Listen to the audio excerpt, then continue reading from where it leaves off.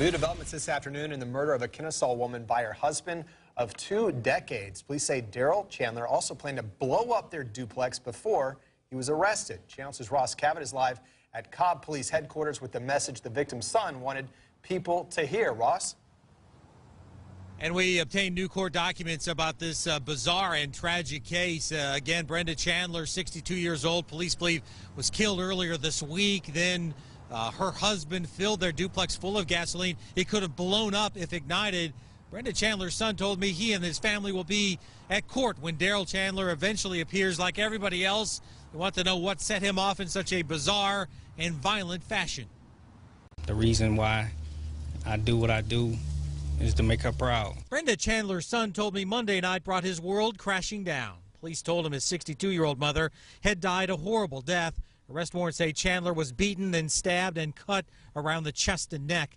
Darryl Chandler, her husband of 2 decades, then allegedly flooded their duplex with gasoline. When arriving police detained him, he had 2 lighters in his pocket. I mean, it was straight out the blue. Tory Poole told me his mother never gave him warning signs of any trouble. She had done so much for him. He told me he would have done anything to protect her. If it was any cause of concern, I mean, like you say, we talk to her on a daily basis. Or if, several times a day. And if it was anything, if she would express to us, drop a dime, 5 minutes, 10 minutes, we're there, making sure she's taken care of. Poole says he has been able to get through his grief by the constant stream of well wishes from his mother's co-workers and friends. I'm still receiving emails and texts from co-workers who, you know, talk about her as a second mom, and, you know, is rare to find somebody so pure and so special, and everybody knows it.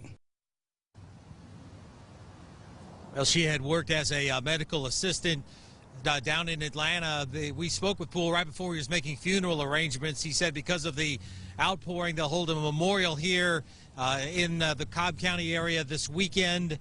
We'll update with that information when we get it. She'll likely be buried in Florida.